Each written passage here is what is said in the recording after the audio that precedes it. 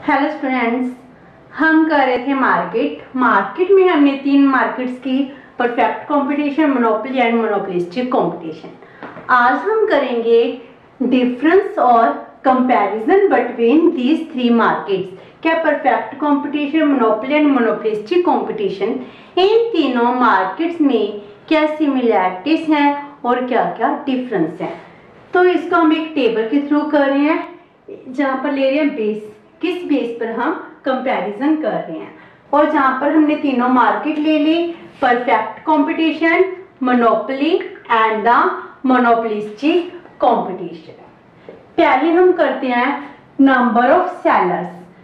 Perfect competition के under बहुत से लार्ज नंबर ऑफ सेलर्स होते हैं। तो परफेक्ट कंपटीशन के अंडर बहुत से प्रोड्यूसर हैं, सेलर हैं, बट अंडर द मोनोपोली किसी को भी प्रोडक्ट को प्रोड्यूस करने की परमिशन नहीं होती। सिर्फ सिंगल ओनली वन प्रोड्यूसर होता है, सेलर होता है, जो पूरी मार्केट को कैप्चर करता है। सो अंडर द मोनोपोली जहां पर ओनली सिंगल सेलर है, and under the monopolistic competition फिर क्या है, large number of sellers in the monopolistic competition। And हमारा सेकंड बेस है प्रोडक्ट। प्रोडक्ट मीन्स क्या है कि मार्केट में कौन सा प्रोडक्ट प्रोड्यूस हो रहा है। अंडर द परफेक्ट कंपटीशन हम होमोजेनियस प्रोडक्ट प्रोड्यूस कर रहे हैं। मीन जब हमने परफेक्ट कंपटीशन किया था, उसकी फीचर की थी, उसमें किया था कि प्रोडक्ट क्या होगा, होमोजेनियस। जैसे हमने एग्जांपल ली थी शुगर की, तो शुगर क्या है, परफेक्ट कंपटीशन के अंडर जितने भी सेलर्स हैं, सभी सेलर्स क्या कर रहे हैं, सेम प्रोडक्ट सेल कर रहे हैं। उन सब की शुगर क्या है, होमोजेनियस है, सेम है, इक्वल है। अंडर द मोनोपोली प्रोडक्ट क्या होता है, होमोजेनियस भी हो सकते हैं और डिफरेंशिएटेड भी हो सकता है। जैसे रेलवे की एग्जांपल लेते हैं, ठीक है, जैसे सेकंड क्लास है तो सेकंड क्लास की ट्रेन से है, लेकिन जब एक ट्रेन में जनरल क्लास अलग होगी, क्लास 1A अलग हो गया, क्लास 2 अलग, क्लास 3 अलग, मीन्स AC टायर्स हो गई, तो वो क्या हो गया, डिफरेंशिएटेड। अपने प्रोडक्ट को क्या कर दिया, डिफरेंशिएट कर दिया अलग अलग क्वालिटी के वाइज से। तो प्रोडक्ट क्या हो गया, डिफरेंशिएटेड। वो प्रोडक्ट गैस है, गैस कैसी है, होमोजीनियस। तो अंडर द मोनोपोली प्रोडक्ट क्या हो सकता है, होमोजीनियस भी हो सकता है और डिफरेंशिएटेड भी हो सकता है। एंड मोनोपोलिस्टिक कंपटीशन में, मोनोपोलिस्टिक कंपटीशन की सबसे बड़ी फीचर क्या है, प्रोडक्ट डिफरेंशिएशन। कि प्रोडक्ट क्या होता है, डिफरेंशिएटेड होता है। जितने भी प्रोड्यूसर हैं, सबका प्रोडक्ट एक दूसरे से डिफरेंशिएटेड है, अलग है, but it is a close substitute. और हमने ये भी देखा है कि मोनोपोलिस्ट क्या कर रहा है, जो खुद की गुड प्रोड्यूस कर रहा है, उसमें भी बहुत सारी वैरायटी को प्रोड्यूस कर रहा है। तो प्रोडक्ट डिफरेंशिएशन मोनोपोलिस्टिक कंपटीशन की एक मेन फीचर है। हमने प्रोडक्ट डिफरेंशिएशन किस थ्रू मोनोपोलिस्टिक कंपटीशन में इक्विलिब्रियम भी किया था। Means product differentiation is the main characteristics under the monopolistic competition. Now third one is price, कि प्रोडक्ट की प्राइस कैसे होती है। Under the perfect competition price क्या है, यूनिफॉर्म है। अगर आप शुगर लेने चले जाओ, शुगर की प्राइस क्या होगी, सभी जगह सेम प्राइस होगी, ठीक है। तो प्रोडक्ट में डिफरेंशिएशन नहीं होता।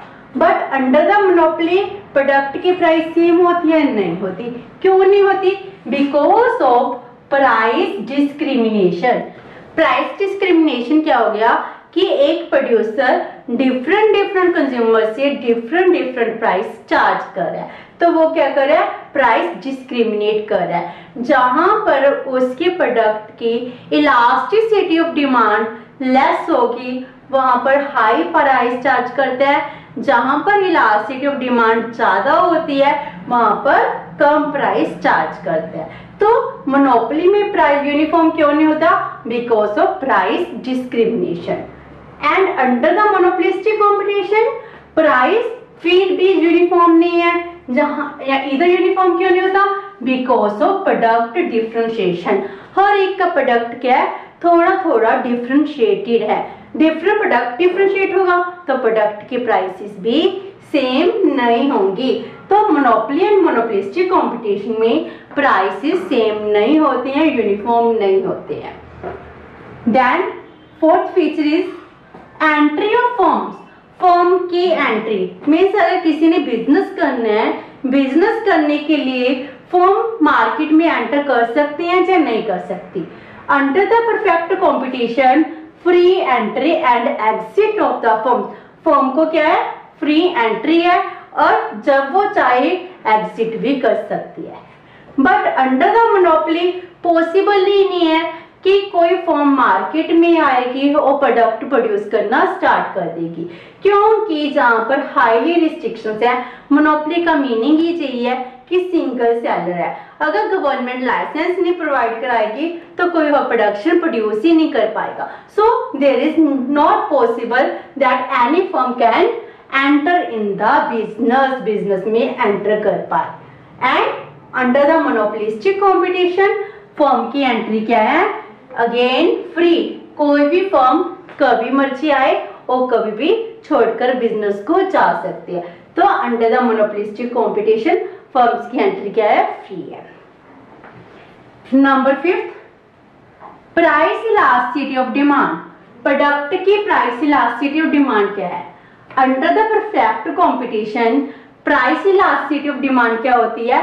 Perfectly elastic. दैट्स वाई जो हमारे एवरेज रिवेन्यू कर्व है और मार्जिन रिवेन्यू कर्व है वो कर्व क्या है? हॉरिजॉन्टल है, मींस एक्स एक्सिस के पैरेलल है। इट मींस क्या है?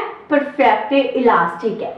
एक अगर प्रोड्यूसर थोड़ी सी स्लाइटली प्रोडक्ट की प्राइस इंक्रीज करेगा तो उसके कंज्यूमर बहुत ज्यादा लूज हो सकते हैं, जा सकते हैं। तो इसमें प्राइस क्या रहती है? इलास्टिक होती है और प्राइस भी कांस्टेंट ही रहती है। देन अंडर द मोनोपोली जो प्रोडक्ट की प्राइस इलास्टिसिटी है वो होगी लेस इलास्टिक। अगर प्राइस लेस इलास्टिक थी तभी average revenue curve and margin revenue curve क्या थे? स्टीपर थे। हमारे एवरेज रिवेन्यू कर्व डाउनवर्ड भी थे और थोड़े से स्टीपर थे। Under the monopolistic competition elasticity of demand क्या है? बहुत ज्यादा इलास्टिक है। इतनी इलास्टिक है अगर एक प्रोड्यूसर थोड़ी सी प्रोडक्ट के प्राइस इंक्रीज करता है तो हम दूसरे प्रोडक्ट को क्या कर लेते हैं? सब्स्टिट्यूट कर लेते हैं, जिस वजह से इसकी डिमांड क्या होती है? Highly elastic. That's why average revenue curve और मार्जिन रिवेन्यू कर्व क्या थे? मोर इलास्टिक थे। जे भी डाउनवर्ड है, जे भी डाउनवर्ड है, लेकिन डिफरेंस क्या है? अंडर द मोनोपोली जो average revenue curve, margin revenue curve है वो स्टीपर है, but under the monopolistic competition average revenue and margin revenue थोड़ी सी फ्लैटर होती हैं। Now 6th, average and margin revenue. Average revenue curve और मार्जिन रिवेन्यू कर्व की शेप क्या है? Under the perfect competition average revenue equals to margin revenue. जैसे इस डायग्राम में अगर एवरेज रिवेन्यू हॉरिजॉन्टल है तो मार्जिन रिवेन्यू भी हॉरिजॉन्टल होगी। दोनों क्या थी? सेम थी। But under the monopoly and monopolistic competition average revenue is greater than the marginal revenue. Average revenue ज्यादा है लेकिन मार्जिन रिवेन्यू कम है। देखो एवरेज रिवेन्यू कर्व है वो भी डाउनवर्ड है, मार्जिन रिवेन्यू कर्व भी डाउनवर्ड है, लेकिन एवरेज रिवेन्यू क्या है? ज्यादा है, मार्जिन रिवेन्यू कम है। So under the monopoly and monopolistic competition average revenue is greater than the margin revenue, but in the perfect competition average revenue equals to the marginal revenue. Now selling cost. selling cost क्या है? एक ऐसी cost जो एक producer अपने product को promote करने के लिए, सेल करने के लिए खर्च करता है, उसको कहते हैं हम सेलिंग कॉस्ट।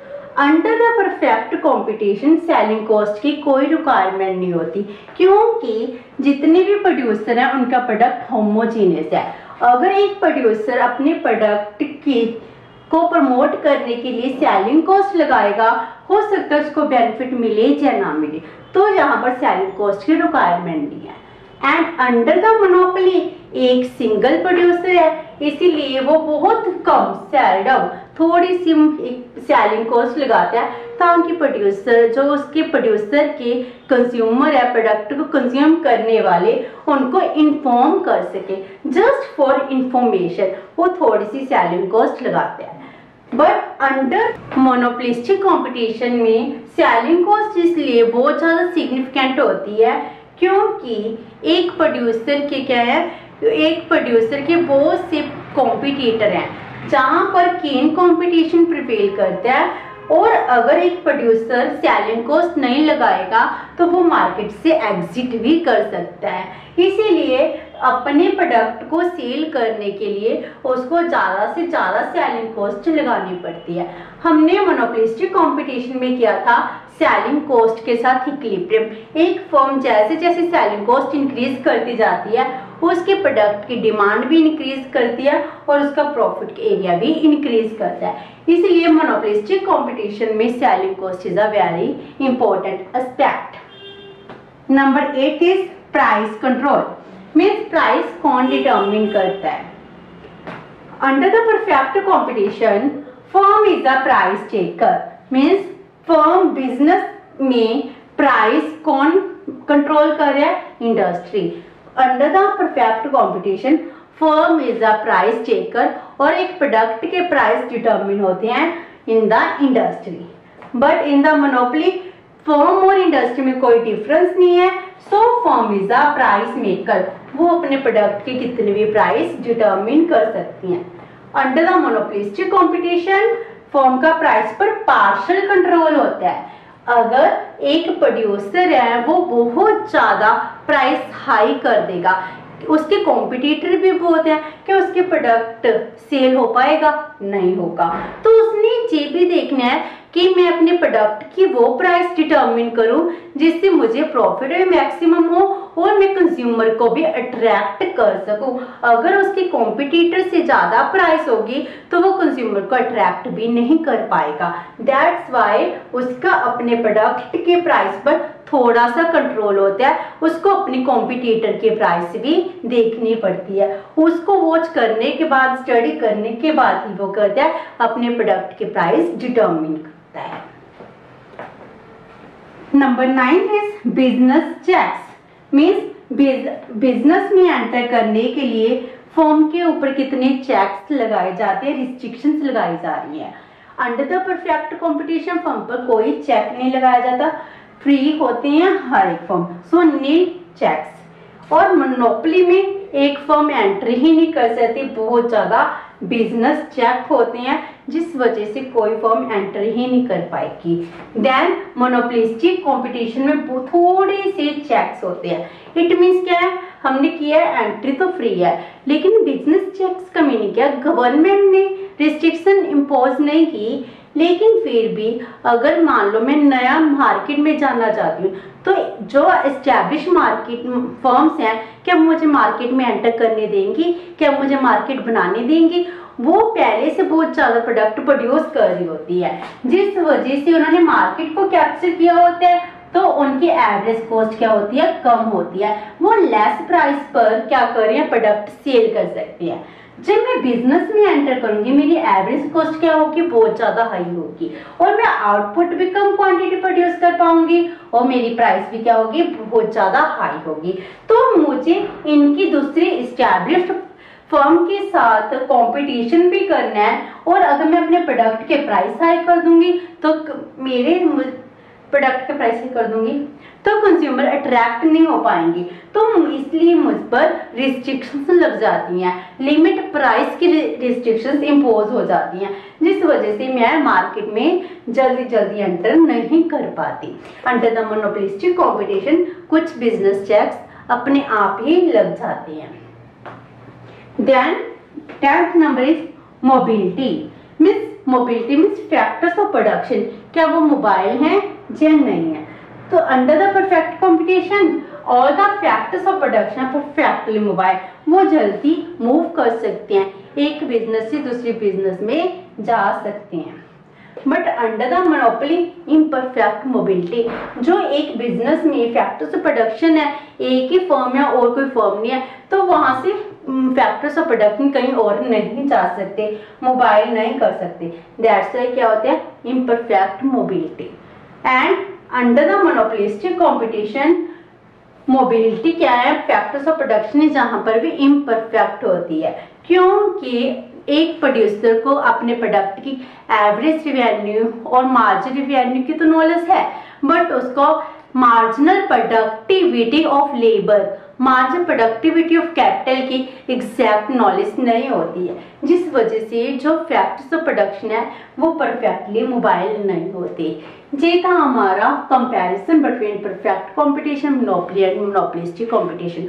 होप सो कि इसके साथ आपको मार्केट का स्ट्रक्चर और मार्केट की फीचर्स समझ आ गए होंगे। अगर आपकी कोई क्वेरी है तो please post it in the comment box. Thank you so much, have a nice day.